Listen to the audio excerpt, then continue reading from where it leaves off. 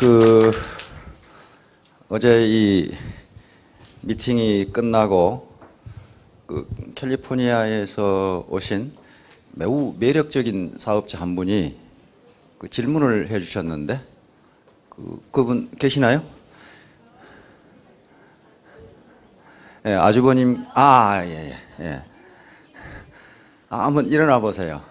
아주버님께 이 네트워크 마케팅을 말씀을 드렸더니 이것은 어퍼라인이 그 화장품 모델로서 손색이 없을 것 같죠. 예. 여자는요, 이쁜 사람보다는 매력적인 사람이 훨씬 좋습니다. 이 세상에 이쁜 사람만 파트너로 이 배우자가 된다면요, 시집 못 갈 사람 무지하게 많거든요. 그런데 모든 여자는 나름대로의 매력이 있어요. 그 매력 때문에 호라당 소리 빠지는 거거든요. 그런데 이 매력적인 사업자분께서 아주버님께 네트워크 마케팅을 말씀을 드렸더니 이것은 어퍼라인이 다운라인이 이룬 공을 지가 가져가는 것이기 때문에 불로소득이다. 그러므로 이 사업은 정의롭지 못한 사업이다. 그렇게 말씀을 했다 그래요. 맞나요? 제가 이해한 게? 그런 뜻이었어요? 그러니까 남이 일해놓은 것을 엉뚱한 사람이, 그러니까 재주는 곰이 넘고 돈은 떼놈이 가져간 것이기 때문에 이건 매우 정의롭지 못한 사업이다. 그래서 답변이 막혔다고 말씀을 하셨거든요. 그런데 이건 굉장히 본질적인 질문이기 때문에 본 강의에 앞서 그걸 설명을 드려야 됩니다. 안 그러면 누구든지 지금 이런 질문을 받을 수가 있어요. 그 아주버님은 굉장히 정의로우신 분이고 용기가 있는 분입니다. 아무리 돈이 생기더라도 옳지 않은 일은 하지 않겠다고 하는 그런 마음이죠. 그래도 굉장히 용감한 분이에요. 그런데 한국 속담에 무식하면 용감하다는 말이 있습니다. 그걸 무식해서 그래요. 그건 몰라서 그렇습니다. 근데 그분만 아니고 전반적으로 모든 보통 사람들은 네트워크 마케팅에 대해서 또는 경제학에 대해서 생각을 안 하기 때문에 그렇게 생각할 수가 있어요. 네트워크 마케팅 이론을 만든 분은 하버드 대학 교수입니다. 경영학 교수예요. 그분이 할 일이 없어서 정의롭지 못한 것을 만들겠어요? 그분이 맨 처음에 창안을 해가지고 뭐라고 그랬냐면은 이 마케팅 기법이 21세기에는 유통을 점령할 것이라고 생각했어요. 그리고 20세기에는 안 된다. 근데 웬걸 그분의 연가는 달리 20세기 중반에 A사에서 시작했습니다. 왜 그런 얘기를 했느냐면요, 그 당시에 미국이 한참 발전을 하면서 대형 유통이 생기면서 월마트라든가 K마트라든가 대형 유통이 있죠. CS 로박이라든가 그런 생기면서 골목 상권이 무너지기 시작했어요. 그런데 그것이 당시 미국의 이 정치가들이나 경제학자들은 그것이 좋은 현상이라고 생각했습니다. 대형 마트가 생겨서 거기서 고용이 창출되고 또 소득이 창출되고 그러면 경제가 성장한다고 봤는데 처음에는 그렇게 가는 걸로 생각했는데 골목 상권이 무너지면서 이제 점점 많은 실업자가 나오기 시작했어요. 그래서 그런 마케팅 기법이 나온 겁니다. 부자들에게 돈이 가는 방법 말고 서민들이 상호 유통을 함으로써 서민 주머니에 소득이 돌아가게 하는 방법, 그것으로 네트워크 마케팅이라는 걸 창안해냈어요. 그런데 네트워크 마케팅보다 더 빨리 나온 것이 뭐냐면 프랜차이즈 마케팅 기법입니다. 그런데 인간은요, 자기가 익숙하지 않은 어떤 현상이 나타나면 반드시 거부 반응을 보여요. 그걸 심리학에서는 현상 유지 바이어스라고 합니다. 스테이터스 코어 바이어스. 항상 인간은 현재 익숙한 상태를 지속하려고 하는 습성이 있어요. 그것은 생존 본능과 관계가 있다고 그럽니다. 그래서 맨 처음에 프랜차이즈가 나왔을 때에 어떻게 됐습니까? 이건 사기다. 이건 불로소득이다 해서 슈가 일어났습니다. 그런데 어떻게 됐습니까? 법원에서 합법적인 걸로 판결이 나요. 연방대법원까지 갔는데 연방대법원에서 이건 합법적인 비즈니스다. 이 미래학자 누굽니까? 엘빈 토플러라는 사람 들어보셨지요? 안 들어보셨으면 이 시간 이후로 들은 걸로 그렇게 하십시오. 세계적으로 유명합니다. 아주 엘빈 토플러 미래학자입니다. 미래학자, 미래 어떻게 될 것이냐를. 그런데 그분이 예측한 바가 거의 맞도록 세상이 흘러가고 있어요. 그분의 책에 보면 살아남는 자는 강한 자가 아니고 빠른 자이다 이렇게 돼 있어요. 시대의 흐름을 빨리 읽고 거기에 적응하는 자만이 승리한다, 살아남는다 그렇게 돼 있어요. 그러니까 마찬가지로 네트워크 마케팅이 처음 나왔을 때 이건 사기다, 불로소득이다 해가지고 슈가 일어났어요. 그런데 연방대법원이 어떻게 했습니까? 합법적인 비즈니스다 판단해요. 합법적인 비즈니스다. 그러면 만약에 네트워크 마케팅이나 프랜차이즈가 그것이 불로소득이고 그 다음에 정의롭지 못한 사업이라면은 미국의 하버드 대학 교수도 정의롭지 못한 사람이 연방대법원 대단히 정의롭지 못한 기관이에요. 그 다음에 지금 대학원에서요 네트워크 마케팅을 강의합니다. 대학원에서 강의해요. 대학이라는 것은 진리를 탐구하는 기관이 대학입니다. 그렇죠? 진리를 탐구하는 기관이에요. 네트워크 마케팅이 욕을 먹는 경우가 그 교과서들 안 하니까 그랬어요. 그런데 어떤 사업 분야이건 은행이건 어디건 사기꾼은 있게 마련이에요. 비정상적으로 하니까 그렇거든요. 그러면 돈은 언제 버는가 하는 거예요. 다시 말하면 소득은 언제 생기는가. 놀고 있는 사람에게 소득이 주어지지는 않습니다. 그렇죠? 소득은 무엇의 대가냐 하면요 생산의 대가입니다. 생산활동의 대가예요. 소득은요 생산활동의 대가입니다. 생산활동의 대가예요. 이제 본 강의에 들어가기 전에 이거야말로 이제 대학 경제학 강의거든요. 그러니까 생산활동을 하지 않는 사람은 소득이 생기지가 않아요. 그렇죠? 그러면 여기서 이제 뭐가 문제가 되냐면 생산이 뭐냐는 게, 생산이 뭐냐? 도대체 생산이라는 게 뭐냐? 요게 생산을 어떻게 디파인 하느냐에 따라서 경제 체제가 자본주의 시장 경제냐, 사회주의 계획 경제, 다시 말하면 공산주의냐, 자본주의냐로 바뀌어져요. 생산을 어떻게 정의하냐? 생산이 뭐가 생산이냐? 생산은 경제학에서는 세 가지로 나눕니다. 첫째는 자연으로부터 재화를 채취하는 행위를 생산이라고 합니다. 자연으로부터 재화를 채취하는 행위 뭐가 있어요? 농산물을 농사짓는 거 자연으로부터 얻는 거예요. 바다에서 고기를 잡는 거, 산에서 나무를 베서 즉 임업하는 거 있죠. 그 다음에 땅속에서 광산물을 캐는 거, 그거 자기가 만든 거 아니에요. 자연에 존재하는 것을 어떤 힘을 가해서 그것을 얻는 행위를 생산이라고 그래요. 그래서 농업도 생산이고 어업도 생산이고 광업도 생산이고 임업도 생산활동입니다. 이것을 1차 산업이라고 합니다. 1차 산업은 농림어업을 이것을 1차 산업이라고 그래요. 그래서 1차 산업을 하는 사람들도 생산활동을 하기 때문에 거기서 소득을 얻어요. 그렇죠? 고기 잡는 어부들, 농사 짓는 농부, 산에서 임업하는 인부, 그 다음에 광업하는 사람 다 생산활동입니다. 자기가 만든 건 아니에요. 있는 걸 얻는, 채취하는 거란 말이에요. 그 다음에 또 생산이 뭐가 있냐면요. 어떤 재화 또는 중간재를 가공하거나 변형하거나 또는 결합해서 새로운 제품을 만드는 행위를 생산이라고 그래요. 광석을 녹여서 철광석을 만들어 가공한 거죠. 나무를 깎아가지고 요 탁자를 만드는 행위, 요건 그 사람이 탁자라는 어떤 본질적인 물질을 만들어낸 게 아닙니다. 존재하는 물질을 가공하고 변형하고 결합해서 새로운 물질을, 새로운 상품을, 제품을 만들어내는 걸 생산이라고 그래요. 이것을 2차 산업이라고 합니다. 이것을 광공업이라고 그럽니다. 광공업. 이것을 2차 산업이라고 부릅니다. 2차 산업. 그런데 광업은 땅에서, 자연에서 뭔가를 채취하는 산업이지만은 이것이 제조업과 공업과 밀접하게 연결되어 있기 때문에 2차 산업에 재워넣습니다. 광공업이라고 그래요. 근데 이건 말고 서비스를 창출하는 행위가 있어요. 서비스를 창출하는 행위. 이것을 3차 산업이라고 합니다. 서비스를 창출하는 행위. 여기에 포함되는 게 SOC하고 SOC 앤드 서비스예요. SOC는 사회 간접 자본입니다. 다시 말하면 고속도로망이라든가 항만이라든가 비행장이라든가 또는 상하수도 시설이라든가 또는 전기, 통신 시설들을 전부 SOC라고 부릅니다.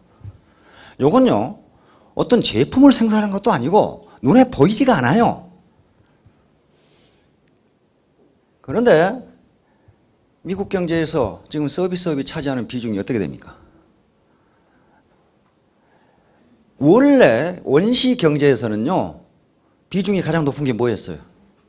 1차 산업이었어요. 농업이나 어업, 그 다음에 산에서 짐승 잡아서 먹고 살았어요. 그러다가 영국에서 산업혁명이 일어나면서 농업 분야의 인력이 어디로 갑니까? 공업으로 들어갑니다. 이것이 산업혁명이에요. 산업혁명.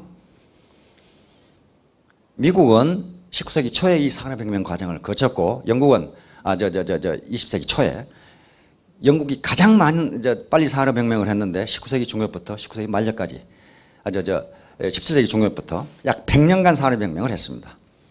지금 산업혁명을 했던 나라들이 강대국이고 선진국이에요. 다시 말하면 1차 산업사회에서 2차 산업으로 넘어가는 사회예요. 이걸 산업화 사회라고 부릅니다. 그러다가 산업화 사회가 진행되면 제조업이 점점점 쇠퇴하면서 뭐가 일어나냐면 서비스 산업이 일어나요. 현재 미국의 서비스 산업은 GDP의 76%입니다. 서비스 산업에서 얻는 소득이 76%예요. 그러면 서비스 산업이 뭐가 있습니까? 금융, 통신, 그렇죠? 그 다음에 교육 서비스, 그 다음에 스포츠 오락 서비스, 무수히 많습니다. 금융 서비스, 그 다음에 만약에 그 다음에 치안, 행정, 사법, 법률사무소, 법률 서비스가 전부 서비스예요. 컨설팅 같은 게 전부 서비스예요. 그런데 자본주의 시장 경제에서는요, 우리 자본주의 체제에서는 서비스를 생산이라고 봤습니다. 사회주의, 공산주의 경제에서는요, 서비스를 생산이 아니라고 봤어요. 눈에 보이는 것만 생산이라고 봤어요. 그런데 생산은 근본적으로 정의하기를 뭐라고 정의하냐면 인간의 효용을 증대시키는 행위, 이렇게 정의합니다. 뭐든지 눈에 보이는 것이든지 눈에 보이지 않는 것이든지 인간의 효용을, 만족을 증대시키는 행위는 생산활동이다, 이렇게 봐요. 지금 미국에 아메리칸 풋볼 하죠. 풋볼 하죠. 만약에 서비스를 생산으로 보지 않는다면 풋볼 선수들은 운동장에서 공 가지고 놀고 연봉 받는 거예요. 생산도 아닌데 공 가지고 맨날 자빠져 뛰면서 연봉 받는 거란 말이에요. 그 생산이 아니면. 근데 그걸 생산이라고 봅니다. 왜? 그것을 보는 사람의 만족을 증대시켜줘요. 그 활동은 뭐든지 생산입니다. 그럼 왜? 연봉이 천차만별이에요. 스타 플레이어는 무지무지 많죠? 그 다음에 벤치워머는 별로 안 돼요. 그것은 생산성의 차이가 있기 때문에 그렇습니다. 스타 플레이어가 창출하는 스포츠 행위가 많은 사람들에게 더 큰 만족을 줘요. 터치다운을 하고, 이게 볼 던지는 사람을 뭐라고 그럽니까? 그죠? 쿼터백도 연봉이 천차만별이란 말이에요. 그것은 생산성의 차이 때문에 그렇습니다. 그러니까 서비스를 생산이라고 보지 않는다면 어떻게 되겠어요? 오바마는 백악관에서 놀고 아무것도 안 하잖아요. 운전수는 차에 앉아서 놀고 그렇잖아요. 스포츠 선수는 마당에서 놀고, 군인은 총 들고 산에서 놀고. 물건 생산 안 해요. 서비스 생산하지. 판사는 재판장에서 놀고 아무것도 안 하잖아요. 그러면 그 사람들은 그것을 서비스의 생산을 생산이라고 보지 않는다면 미국에는 76%가 놀고 먹는 사람이에요. 그렇잖아요. 그러니까 서비스의 생산은 중요한 생산이고, 일반적으로 경제가 성장하고 소득이 높을수록 서비스 생산이 많아집니다. 왜냐하면요, 인간의 가장 기초적인 생리적 욕구는 금방 충족이 되고 더 이상 그걸 소비하면 마이너스 유틸리티, 디스 유틸리티가 나와요. 배고플 때 밥 한 숟갈 먹으면 어떻습니까? 무지무지 만족스럽죠. 그럼 한 그릇 다 먹었어. 그런데 한 그릇 더 먹으라 그래. 그러면 유틸리티가 팍 떨어져요. 목마를 때 물 한 컵 마시면 아주 시원하고 만족이 올라가는데 계속 퍼먹여봐요. 그것을 계속 퍼먹이면 유틸리티가 나오는 게 아니라 디스유틸리티가 나와요. 근데 서비스는 그것이 포화 상태가 거의 없어요. 아주 좋은 서비스를 받으면 받을수록 기분이 좋아요. 그리고 그것은 포화 상태가 없어요. 쓰면 앉고 싶고 안 그러면 눕고 싶고 누우면 자고 싶고 그런다고 하듯이 그러므로 선진국이 되고 소득이 올라가면 서비스 산업이 발전하는 겁니다. 연예 오락 산업도 발전하고 영화 산업도 발전하고 오늘 좋은 영화 하나 봤으니까 다음에는 내 물려서 더 이상 못 본다. 그런 사람이 없어요. 그런 사람이 없습니다. 아메리칸 풋볼 한 게임 봤으니까 뭐 슈퍼볼 같은 거 볼 거 없어? 똑같아. 그러면 다 말이지 뭐 옷 입고 뒷대 공 닫고 뛰고 그렇지가 않아요. 서비스는 더 좋은 서비스를 보면 그걸 소비하고 싶어져요. 동네 풋볼 보다가 슈퍼볼 보면 기가 막힌다 그 말이에요. 지금 더 좋은 서비스를 소비하고 싶어져요. 그래서 서비스업이 점점 발전합니다. 그럼 유통은 무슨 사업이에요? 서비스 사업입니다. 서비스 사업이면 유통에서 뭔가 부가가치를 창출한다는 거예요. 다시 말하면 유통에서 그 유통을 이용하는 사람에게 유틸리티를 높여준다는 얘기입니다. 지금 쇠고기 1파운드에 얼마씩 합니까? 뭐 퀄리티에 따라 다르겠지만은 예를 들어 5불 한다고 합시다. 쇠고기 1파운드에 10불로 오르면 배로 오르면 나 안 사 먹고 속 키워서 잡아먹을래. 그런 분 있어요? 요게요, 쇠고기가 1파운드에 5불이 아니고 50불이어도 속 키워서 난 잡아먹어야 되겠다. 그런 분 거의 없을 거예요. 우편요금 미국에서는 얼마씩 하죠? 47전. 우편요금이 10달러로 오르면은 편지 안 붙이고 들고 가실래요? 그렇지 않잖아요. 이게 굉장히 중요한 개념이에요. 다시 말하면 모든 소비자는, 그건 생산자도 마찬가지입니다. 모든 소비자는 실제 재화나 서비스가 가지고 있는 가치보다 훨씬 낮은 가격을 지불하고 그걸 소비합니다. 그것을 뭐라고 그러냐 하면은 소비자 잉여라고 불러요. 소비자 잉여. 소비자 잉여. Consumers surplus. Consumers surplus. 굉장히 국가에서 경제 정책을 할 때 저걸 가지고 합니다. 어떻게 하는 것이 소비자 잉여가 가장 크냐. 그것이 사회적 소셜 유틸리티가 돼요. 소셜 웰페어가 된다고. 소비자가 가장 많은 유틸리티를 누릴 수 있도록 경제 정책을 하면 그걸 몽땅 합해주면 소셜 웰페어가 올라가도록 돼 있어요. 그게 국가의 경제 정책이에요. 그러니까 모든 소비자는 실제로 자기가 그 제어와 서비스를 소비함으로써 얻는 만족감보다 더 낮은 가격으로 그걸 소비한다. 그런 말이에요. 미국의 전기요금이 얼마씩 하는지 모르겠는데 뭐 킬로와트당 100원 한다고 그럽시다. 근데 200원 2배 올랐다. 내가 차라리 발전소를 만들겠다. 그렇게 되지가 않아요. 왜냐하면 발전소를 만들면 그 코스트가 더 올라가기 때문에 그래요.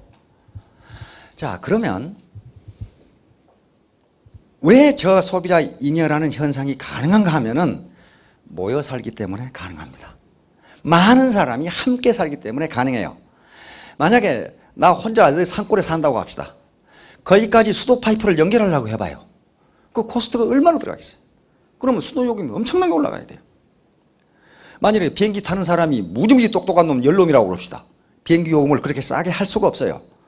나하고 아무런 관계가 없게 보이는 저쪽 옆집 저 이웃 도시의 영감님하고 그분이 나하고 같이 이 지역사회에 어울려 살기 때문에 이 지역의 물가가 싸다 그런 말이에요 지금.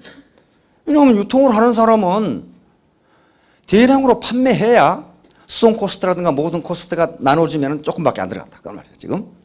그러니까 유통이라는 행위 또는 모든 사회 경제 현상이 우리가 소사이어티를 이루고 모여 살기 때문에 잉여를 누립니다. 서플러스를 누려요. 서플러스를. 혼자 살면 절대로 안 돼요. 그게. 그러면 생산자는 손해보느냐? 그렇지 않아요.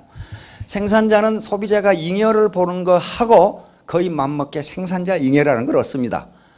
생산자 잉여를 못 얻으면 어떻게 됩니까?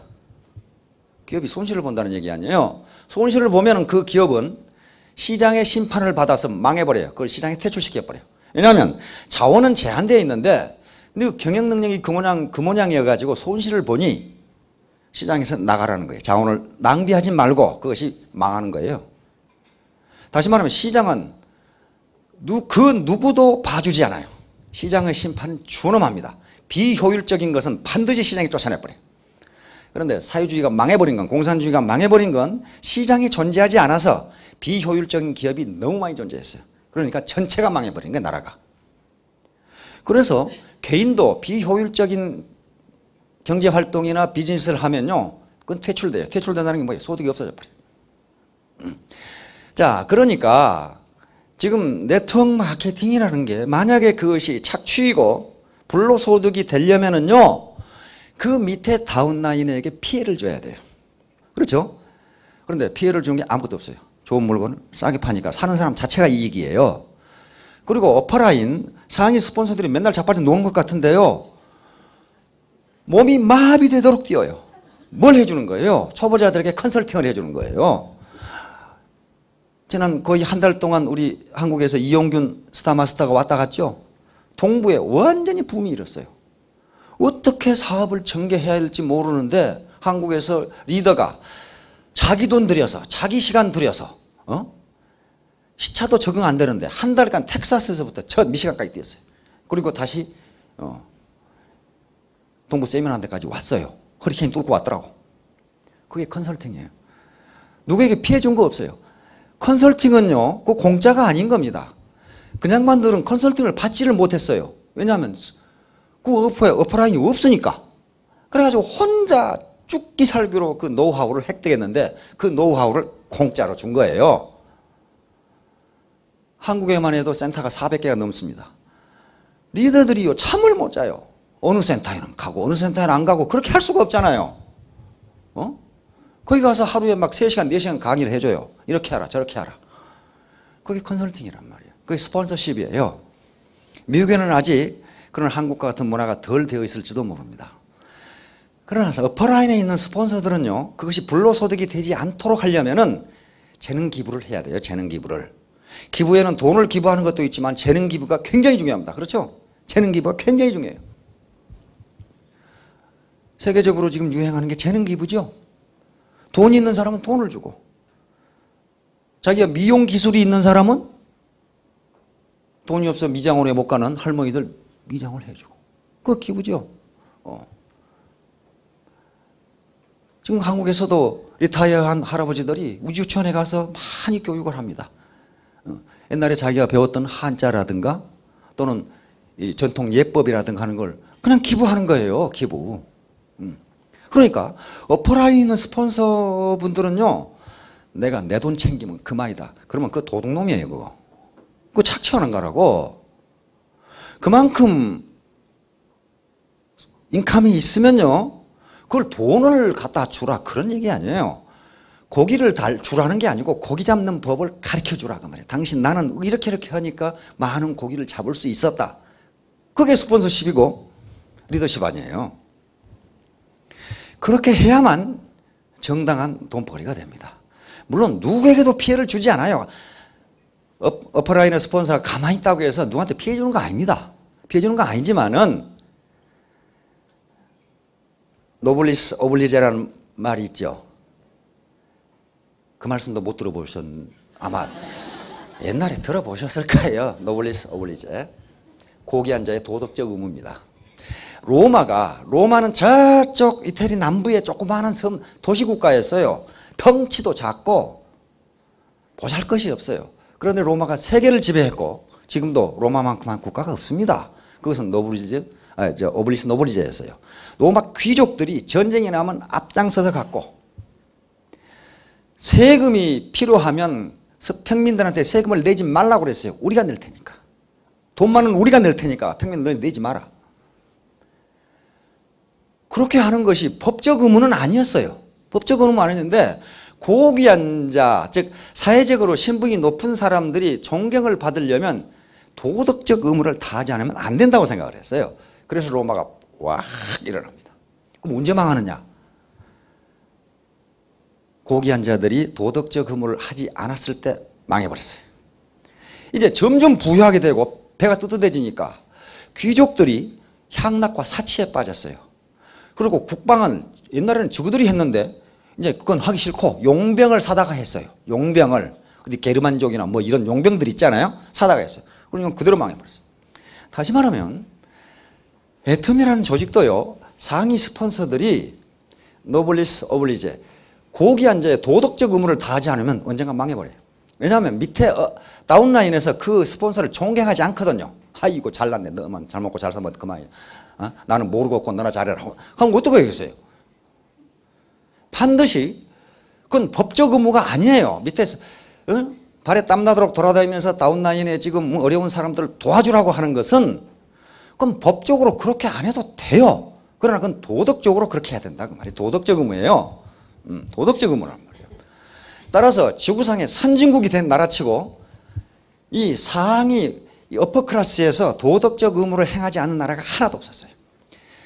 지구상의 가장 큰 국가를 형성한 나라가 어디게? 어디게요? 미국. 천만의 말씀. 지구상의 가장 큰 국가를 형성한 나라. 예? 몽고? 예? 이탈리아? 예, 대영제국입니다. 대영제국. 대영제국은 지구의 4분의 1을 차지했어요.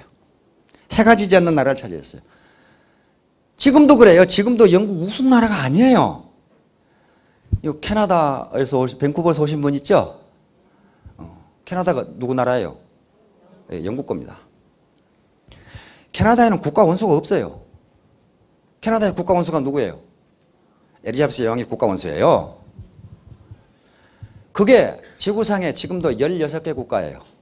영국 여왕이 국가 원수로 있는 나라가 지구상에 16개 국가라니까요. 그걸 영연방 제국이라고 부릅니다. 대표적인 게 캐나다, 그리고 오스트레일리아, 호주. 그 국가 원수 없어요. 그거 뉴질랜드, 그 우사인 볼트 있는 나라 자메이카, 전부 영국 여왕이 국가 원수입니다. 우사인 볼트가 올림픽에서 금메달 따면은 국기는 뭐 자메이카 국기 비슷한 거 올라가는데 거기에 반드시 유니언 잭크가 그려져 있어요. 구석에 영국 국기가 그려져 있다고. 국가는 영국 국가가 연주가 돼요.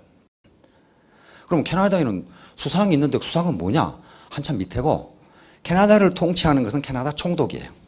영국 여왕이 임명한 총독이가 있어요. 그래서 대한민국에서 대통령이 캐나다에 가면은 수상이 나와서 영접하는 게 아니고, 왜냐하면 수상 한참 밑에 사람이니까 캐나다 총독이 나와서 영접을 해요. 그 대영 제국이 그렇게 될 수 있었던 이유가 노블리스 오블리제였어요. 영국의 귀족들은요, 무조건 군인입니다. 전쟁터에 가서 죽어야 돼요. 평민이 가서 앞에 나가는 게 아니라 귀족들이 군인으로서 follow me예요. 나를 따르라. 그런데 후진국일수록 귀족들은 뒤로 뽕뽕맨 빼고, 야 이놈들아 너가 앞에 가. 이런 놈들이 전부 후진국이에요 지금. 영국 여왕의 남편이 누굽니까? 필립공이죠. 필립공. 영국 해군사관학교 나왔습니다. 그리스 왕자예요. 그리스 왕자인데 영국 해군사관학교에 유학 갔다가 엘리자베스 공주가 깜빡 반해가지고 그 결혼한 게 지금 필립공이에요. 예. 영국 해군 원수입니다. 엘리자베스 여왕은 육군 원수예요. 찰스 황태자는 영국의 황태자는 아무거나 되는 게 아니고 대학을 2개 나와야 되고 3군사관학교를 다 졸업해야 돼요. 그래서 찰스 황태자는 현재 연대장이고 함장이고 전투기 조종사예요. 해군 대령입니다. 찰스 황태자가 엘리자베스 여왕을 대신해서 국가 원수의 자격으로 다른 나라에 갈 때는 반드시 군복을 입어요. 해군 대령이거든요. 둘째 왕자는 앤드류 왕자입니다. 앤드류 왕자는 해군 대령으로, 해군 중령으로 제대했어요. 앤드류 왕자가 해군 중위일 때 포클랜드 전쟁이 났죠.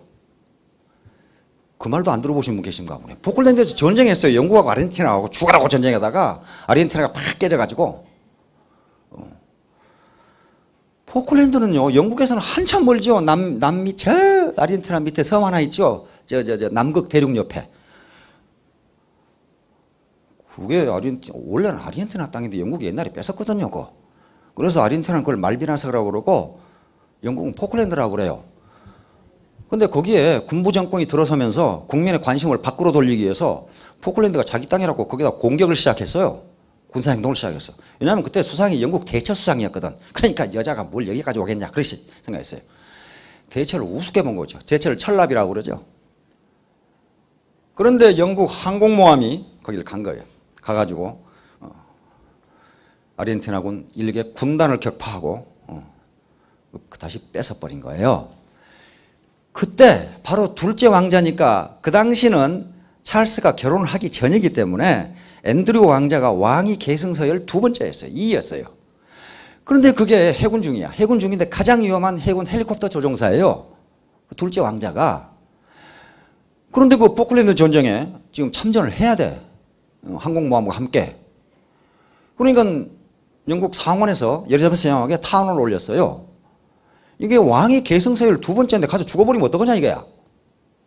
그러니까 영국 여왕한테 그 전투에 참가하지 말라고 명령하라 이거지. 요청했어요. 그런데 영국 여왕은 이런 지하에 거부하고 전투에 참가하도록 명령했어요. 혁혁한 공을 세웁니다. 셋째 왕자, 엘리자베스 여왕의 셋째 왕자는 해병대예요. 해병대 장교입니다. 사위는 육군 장교입니다. 그러니까 전부 다 왕가는 군인이어야 돼. 그리고 앞에 가야 돼. 지금 찰스 황태자의 그 뭡니까 그 왕자 두 놈 다 장군 윌리엄이죠. 둘째가 아프가니스탄에 갔다가 들켜가지고 다시 또 왔죠. 언론이 보도해버린 바람에 그 왕자가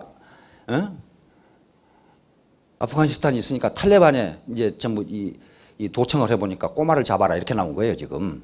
그 꼬마가 왕자거든. 그래가지고 할 수 없이 영국으로 다시 왔단 말이에요. 근데 첫째 왕자가 다시 또 아프간에 가겠다고 그랬죠. 굉장히 위험해요 아프간은. 그런데 왕자들이 앞장서서 가겠다 이거야 그런데를. 그게 노블리스 어블리제예요. 위험한 곳에 그리고 내가 힘드는 곳에 내가 어퍼클래스라면은 어퍼클래스로서의 존경을 받으려면 그런 일을 해야 된다는 거예요. 그걸 법적으로 안 해도 돼요. 영국이라는 나라가 지금 모병제인데 그거 뭐 안 알아도 되잖아요. 그런데 솔선해서 한단 말이에요. 그러니까 애터미가 계속 발전해서 상위 어퍼클래스에 있는 스폰서가 존경을 받으려면은 법적 의무가 아니라 도덕적 의무를 다해야 돼요. 그래야만 그것이 불로소득이다 또는 착취라는 오해를 받지 않습니다. 한국의 스폰서는 전부 그렇게 해요. 우리 박한길 회장님이 그 지침을 내렸어요. 아니 스폰서들이 너무 많이 다운라인에다 다 지원해버려. 거의 100%를 다운라인에 지원을 하니까 우리 박한길 회장님이 그렇게 해가지고는 안 된다. 우선 너희가 부자가 되라. 그래서 너희가 받는 소득의 3분의 1만 지원을 해라. 왜 다운라인에 차비도 없고 점심값도 없는 사람들이 있거든요. 이걸 이 스폰서 상위 스폰서들이 지원을 해준다고. 그 다음에 3분의 1은 차비로 다 쓰고 돌아다녀야 될 거 아니에요. 그래서 적어도 3분의 1은 마누라 갖다 줘라. 그렇게 지금 지시를 했어요. 안 그러면 다 쓰니까. 다운라인에 다 써버리니까. 그럼 그 사람들이라고 욕심이 없는 사람들이겠어요? 자기들이 어려웠던 시절이 있었거든요. 그러니까 어려웠던 시절을 생각해서 차비도 없고 밥도 먹고 밥도 못 먹고 학비가 없어 학교 못 보내고 시어머니 아픈데 병원에도 못 가는 사람을 다 지원해 버린단 말이에요. 그러니까 상위 스폰서들이 존경을 받는 겁니다. 서로 자기 센터에 안 온다고 난리 법석을 치니까 이 사람들이 한 사람은 지금 곧 죽을 뻔해가지고 지금 강제 휴식 명령을 내렸어요. 거의 죽기 일보 직전에 가가지고 한 사람은 또 젊은 스폰서인데 너무 그 센터에 돌아다니다 몸이 마비가 돼가지고 상위 스폰서들이 가만히 앉아서 돈 버는 게 아닙니다. 그렇게 다 지원하면서 그렇게 해요. 그 자체가 즐거움이란 말이에요. 누군가를 도와주면서 어려운 사람에게 컨설팅을 해서 이 사람이 스스로 일어서도록. 그 사람이 직접 돈을 주는 건 아니에요. 돈을 주는 케이스도 있습니다. 도저히 지금 먹고 살 것이 없는 사람들. 회사에서 그 지원해줘요. 사업자들 중에 시어머니가 암으로 투병하고 있는데 돈이 하나도 없다. 그럼 해모님 지원해 줍니다. 돈도 지원해 주고. 그러나 사업자 자신은 컨설팅을 받아서 스스로 일어서라고 해주는 거예요. 스스로. 항상 그렇게 해줄 겁니다. 만약에 미국에는 그런 케이스가, 우리 애터면 그런 케이스가 없겠지만은 누군가 파트너 또는 형제 라인의 누군가를 모함하고 자기 잘못을 거기다 뒤집어 씌워가지고 자기 이익을 취하려고 그러고 누가 호의를 베푸면 고맙다는 생각도 못하고 옳다 됐다 봉 하나 잡았다 끝까지 뜯어먹어 버리자, 이런 생각을 하면요 절대로 성공 못해요. 절대로 성공 못합니다. 형제 라인이 됐건 스폰서가 됐건 누군가 회사가 됐건 간에 자기에게 페이버를 베풀면 그걸 고마운 줄을 알아야 돼요. 고마운 줄을 알아야 됩니다. 그걸 모르고 옳다 이런 봉이로구나. 봉 아닙니다. 회사 경영진이요 그렇게 머리 나쁜 사람들 아니에요. 머리 나빠가지고는요 이렇게 좋은 회사를 만들 수가 없어요. 컴퓨터 들여다보고 있으면 누가 무슨 짓을 하고 있는지 다 알아요. 다 알아. 그런데 모른 척 하는 거예요. 모른 척 하는데 그 머리 나쁜 사람은요 아이고 모르는구나 그렇게 생각해요. 다 알아요. 반드시 자기 힘으로 누구한테 의지하지 말고 자기 잘못을 누구에게 뒤집어 씌우지 말고, 그건 양심을 속이는 일 아니에요. 그리고 누군가가 페이버를 베풀면 고마운 줄을 알고 그렇게 해야 성공합니다. 서비스의 생산은 중요한 생산활동이고 그건 부가가치의 창출입니다. 그러므로 거기서 얻는 소득은 정당한 겁니다. 그리고 컨설팅, 상위 스폰서가 컨설팅을 해주고 다운라인을 지도해주고 스폰서십을 발휘하고 그 대가로 소득을 얻는 거지 가만히 앉아서 얻는 게 아닙니다. 따라서 미국의 상위 스폰서들도 그런 스폰서십을 발휘하셔야 됩니다. 그래야만 고귀한 자로서의 도덕적 의무를 하는 것이고 그래야만 다운라인으로부터 존경을 받을 수가 있어요. 존경을 받아요. 안 그러면 그건 배부른 돼지가 되고 말아요. 우리가 지향하는 바는 배부른 돼지도 아니고 배고픈 소크라테스도 아니고 배부른 소크라테스가 되려고 하는 거란 말이에요 지금. 자, 모두 이 자신감을 갖기 바랍니다. 이건 불로소득도 아니고 착취도 아니고 부가가치의 창출로 얻는 정당한 소득이에요. 자, 모두 크게 성공하시기 바랍니다. 감사합니다.